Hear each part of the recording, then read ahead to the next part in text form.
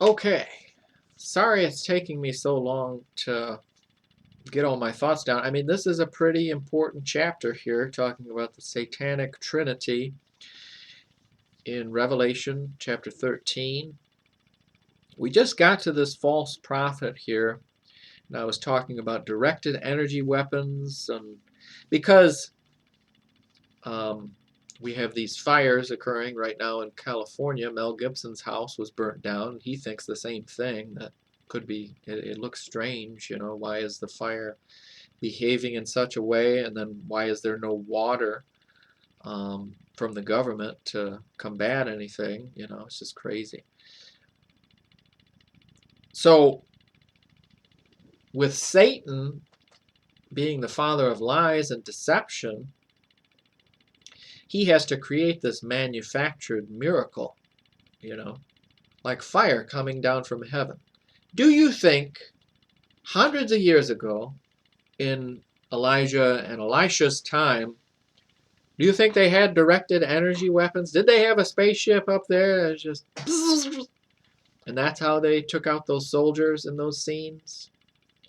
I don't think they had the technology. I mean, you could argue that there were UFOs back then, but they would not be on the side of God, you know. Angelic beings, UFOs, I think those would all be on the side of Satan. But God creates actual fire coming down at Elijah and Elisha's request. Fire comes down on them.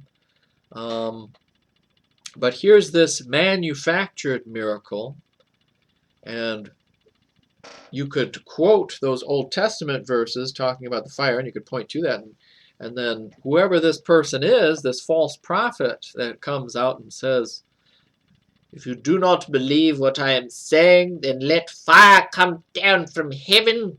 If you do not allow me to pervert all your children in the schools, something like that. And so then fire comes down because you have some manly father who's like, no, I'm not listening to you, you pervert, sodomite weirdo. I'm not letting you take my kids into your weird school. Damn you to hell. And then, well, let fire come down from heaven on this man for not allowing me to pervert your children. And then, and that's how it's going to go. It's horrible. But it's a fake, though. He says, let fire come down from heaven like he's Elijah or Elisha, but he's actually got some little keypad there, you know, like this. And then, and the beam comes down and hits the guy, and then everybody sees that, and they're like, well, I guess if God approves of this pervert weirdo leading my children, I guess I better hand my children to this weirdo Satanist. I mean, most people will be like that. They'll just side with the government and these weirdos that are running the schools and everything. So it's a fake. It's a satellite that he's got his little keypad, you know. I'll take you down. I'm God now.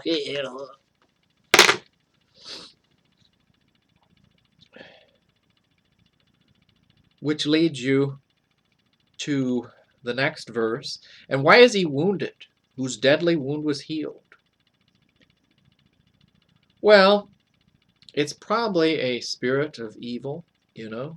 I mean, it starts out with this dictatorship of this weirdo coming in and taking over everything, but he gets wounded. He probably gets assassinated. And then here's the Pope coming out, the false prophet, who says, oh, let me heal him. But really, he's just got, you know, his little keypad on the side, and probably some manufactured like nanotechnology of reviving the original beast, who just is this like walking zombie now, but then you have the false prophet, and the spirit is in the false prophet, this demonic spirit of Satan in him now, but then the image of this beast guy is a walking zombie like Joe Biden. Kind of similar idea, really. And he just says the original stuff, and they're in the game together, you know. But they're both evil. 14. And deceiveth them that dwell on the earth by the means of those miracles which he had power to do in the sight of the beast. He had power to do those miracles in the sight of the beast. So what does the beast have? He probably has a satellite, or maybe he does actually have angelic power that allows him to make these beams and the healing energy and different satanic stuff, saying to them that dwell on the earth that they should make an image to the beast which had the wound by a sword and did live.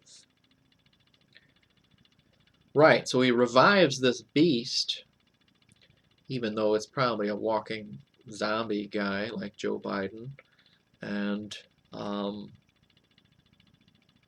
but he probably was an assassination attempt on him, and then he's revived, and you still have this false prophet. But anyway, 15, and he had power to give life unto the image of the beast, that the image of the beast should both speak and cause that as many as would not worship the image of the beast should be killed. So they have absolute dictatorship, they have power, directed energy weapons or otherwise, and they expect you to comply with their satanic agenda, perverted agenda, or you'll be killed. Simple as that. 16. And he causeth all, both small and great, rich and poor, free and bond, to receive a mark in their right hand or in their forehead, and that no man might buy or sell, save he that had the mark, or the name of the beast, or the number of his name. Here is wisdom. Let him that hath understanding count the number of the beast, for it is the number of a man, and his number is 666. So then, you have to take this 666, or you can't buy or sell. And you have to be obedient to this weirdo, and but don't do it. No matter what happens, don't do it. Abandon your property. Go, I don't know, I guess I'll become a homeless guy. I guess I'll head south where it's a little warmer toward the equator. You can't pay your taxes because you're not taking the mark. It was a big deal just a few years ago. I refused to take the vaccine, and if I worked at my original job, I would have gotten fired for that. You know, you would have had to have taken the vaccine in order to keep your job, to continue earning money. You would have had to do that if I continued to work there. Thank God I don't work there anymore. And the place I worked at, that I work at now, I ended up having to, mask was mandated against me. And that's a whole other discussion point. I ended up refusing to wear the mask because it doesn't do anything anyway. Even the mask that they're wearing today, it's causing you breathing problems. It's destroying your lungs by wearing the mask. And as far as protecting other people, the only masks that actually work that protect the air would be if I had some mystical gas mask, like the ones that Hunk wears in the Resident Evil games. You know, I'd have to wear some ridiculous mask like that with a hood over my face. And, hello, how may I help you? Like a huge mask like that. That would be something that might protect the air that you're consuming. But anyway, I was mandated to wear that mask. I refused that. I actually got a letter from my chiropractor that allowed me to wear a face shield, which is actually still unhealthy to wear that face shield, but it was still better than forcing me to wear something that is hindering my ability to breathe. I found that just utterly despicable and rotten and evil that I had to do that. But imagine these people having to take the 666 or they get killed, you know? Or imagine the people at my original store that had to take that vaccine in order to keep their job. It's horrible, I know, and it's frustrating the people that buy into it, but it's the same idea. How are people going to torture each other? And the people that buy into it don't even realize how they're hurting each other, you know. They don't know how they've hurt me with that, but it's sad. Same idea here. So I'll have to become a homeless person and I'll start moving south. Hopefully I'll get raptured out of here, but he forces everybody to do this. But that's fine. I don't have to work anymore, at least. I mean, I can do other jobs, I guess, for like a 10 bucks or something. I can help you move a sofa, and you'll give me 10 bucks, and then I can have dinner. And that'd be my only job. I'd have to move a sofa occasionally when I get the opportunity to eat, you know, otherwise they'll round me up and put me in the camp. But anyway, all right, let's look at the notes. 13:1. And I stood upon the sand of the sea and saw a beast rise up out of the sea, having 7 heads and 10 horns, and upon his horns 10 crowns, and upon his heads the name of blasphemy. Okay, here's the note. This beast is Satan, manifested in the flesh. He has a dual identity. He is a man who is a king, as well as being a kingdom. Now there's like 100 verses there. I didn't quote all of them. I'm sorry. I guess I could repeat it. But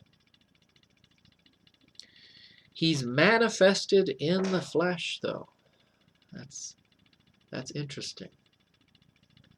I was thinking it was a satanic spirit. I mean, think about it. If he gets shot, assassinated by someone, is his spirit going to then enter into this false prophet, maybe, or the beast? But anyway, this beast is Satan manifested in the flesh. Revelation 12:3, 9, 2 Thessalonians 2:3-9. He has a dual identity. He is a man. Verse 18. Revelation 17:8, Daniel 7:17, who is a king. Revelation 17:10-11, as well as being a kingdom. Daniel 7:23. Okay, there's the references. All right. 13:2.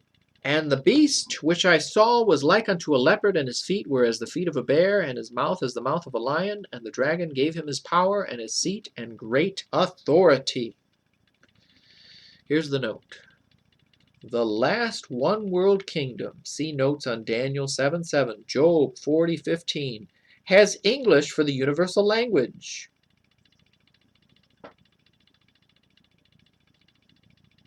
The mouth of a lion, see note on Daniel 7:4, moves politically like Russia, the feet of a bear, see note on Daniel 7:5, and is integrated like America, like unto a leopard, see note on Daniel 7:6. Interestingly enough, big game hunters have told me that the 3 animals mentioned in this verse, leopards, bears, and lions, have the nasty habit of reaching up as high as they can on certain trees and slashing an X on the bark with their claws.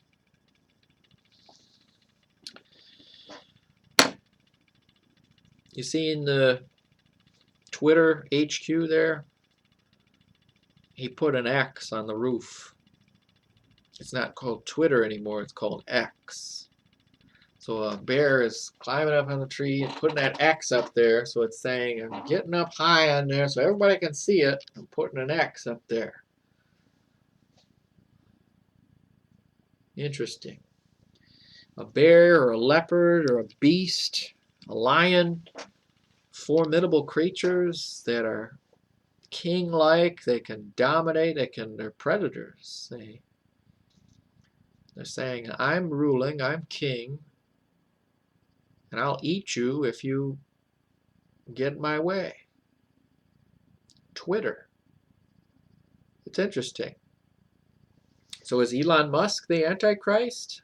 A lot of people have said that, but I don't know. He seems like a smart guy and everything, but he's also kind of, I don't like him.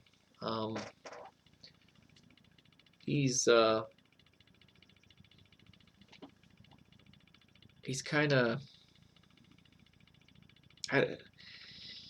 he's the same as a lot of these people that say they're Christians today. They present, it's like a worldly Christianity.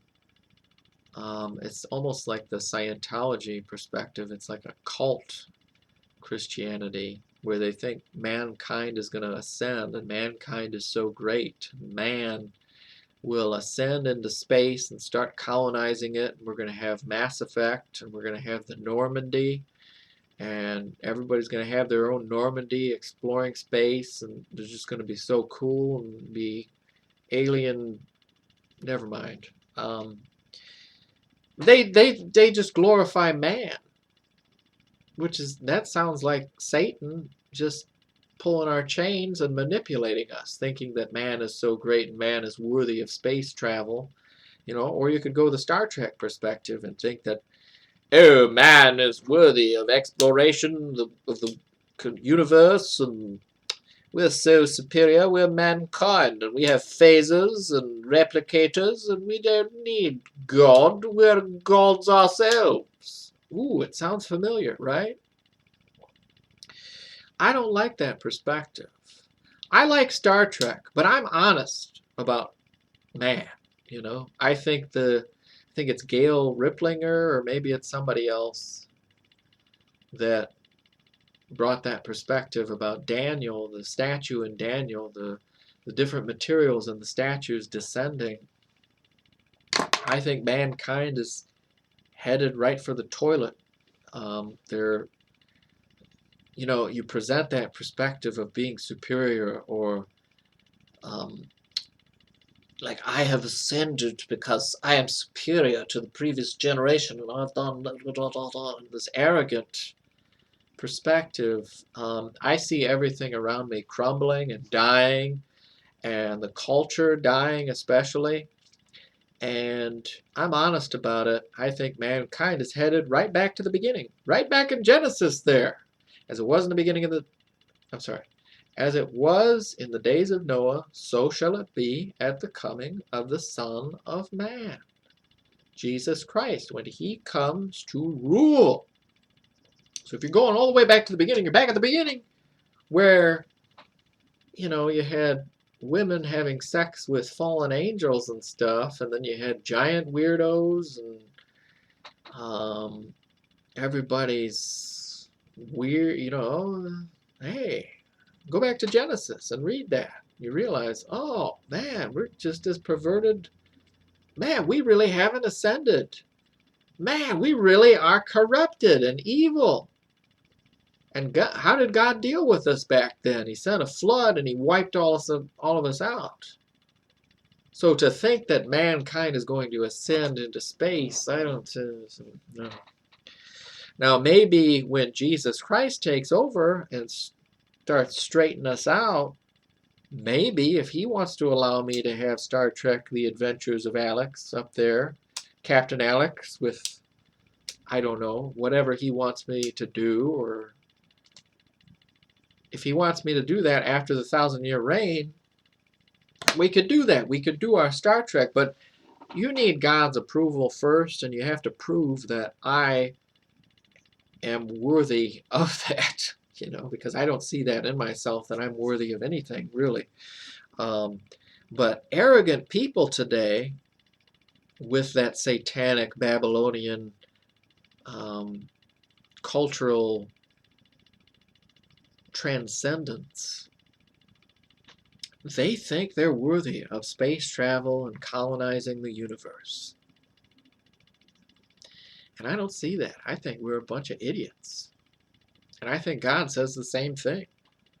So, but this weirdo, he put an X on a building and saying the same thing in this note, that this dictator is going to do that. That makes sense. A dictator putting that X up there and saying, I am the king and you must bow to me.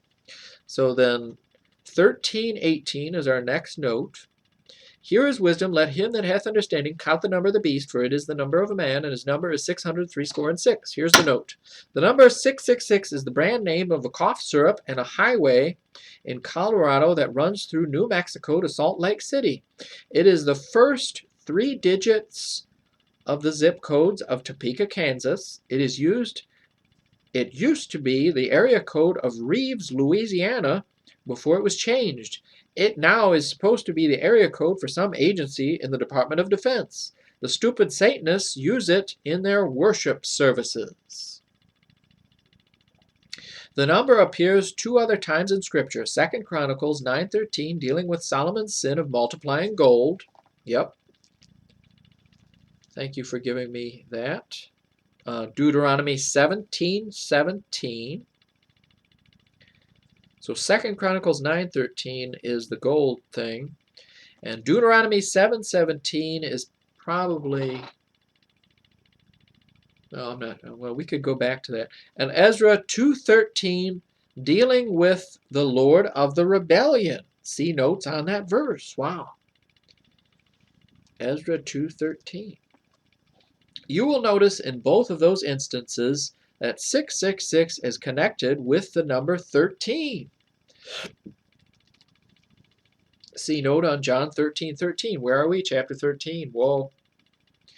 John 6:66 deals with disciples who turned away from Jesus Christ and stopped following him. Wow. Wow.